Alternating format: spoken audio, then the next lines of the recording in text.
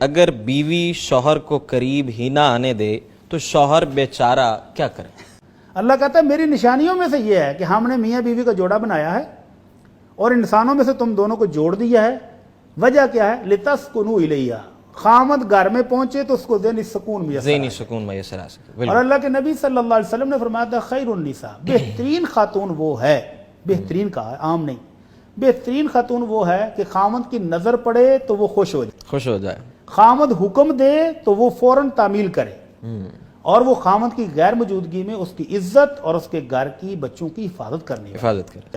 تو جو خاتون خامد گھر میں آئے اور وہ منہ بسورے بیٹھی ہو، یا وہ ٹینشن لے کے خامد آیا ہے نہیں آیا اس کو پرواہ نہ ہو، تو یہ اس گھر کے جو بنیادی مقصد تھا اس کو ختم کر رہی ہے۔ تو ان دونوں کے اکٹھے رہنے کا مقصد کیا ہے؟ وہ فوت ہو رہا ہے۔ اگر وہ محبت اور رحمت پیدا نہیں ہو سکی، اور اگر دونوں کو اکٹھے رہنے کے باوجود سکون نہیں مل رہا بلکہ اذیت محسوس کر رہے ہیں، تو اس کا مطلب یہ ناکام شادی ہے۔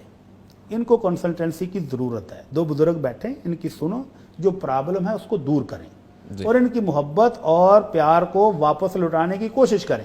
لیکن بالفرض اگر یہ نہیں ہو پاتا، ضروری نہیں ہے کہ مسئلہ بیوی میں ہی ہو، خامد میں بھی ہو سکتا ہے کہ خامد اپنی ضرورت کا اظہار تو کرتا ہے لیکن بیوی کو جو عزت دینی چاہیے، جو اس کو خرچ دینا چاہیے، جو اس کو وقت دینا چاہیے، وقت آج سب سے قیمتی چیز ہے کہ خامد صرف اپنی ضرورت کے وقت گھر آتا ہے اور اس کے علاوہ اس کو کچھ ہوش نہیں ہے اس کی بیوی کہاں ہے، بچے کہاں ہیں، گھر کیسے چل رہا ہے، اس کو کوئی پرواہ نہیں۔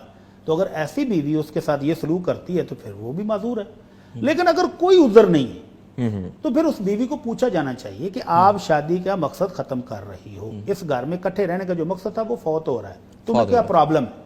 اگر وہ اپنی پرابلم بتاتی ہے، جینون ہے، تو دور کرنی چاہیے خامد کو۔ اور اگر پرابلم نہیں ہے، صرف دماغ میں کوئی وائرس ہے، تو پھر شریعت یہاں کہتی ہے کہ شادی کا جو سب سے بڑا مقصد تھا وہ ختم ہو گیا ہے، تو اب یہ خامد اس بیوی کو جدا کر سکتا ہے، طلاق بھی دے سکتا ہے۔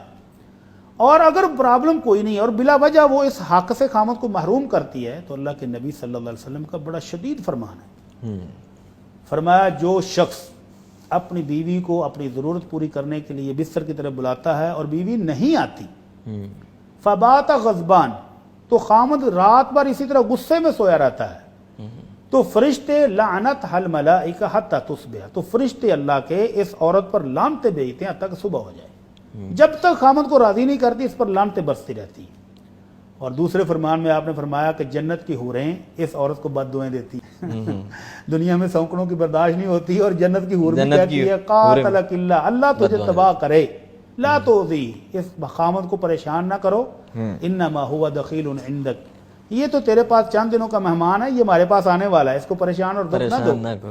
تو اگر تو میں یہ کہہ رہا ہوں کہ اگر اس عورت کا کوئی جینون پرابلم ہے تو اس کو دور کرنا چاہیے، اور اگر بغیر پرابلم کے وہ تنگ کر رہی ہے خامد کو، تو گویا وہ شادی کے مقاصد کو ختم کر رہی ہے، تو ایسی عورت کو صرف اس حق کی عدم ادائیگی کی وجہ سے خامد طلاق دے تو اس کا حق ہے۔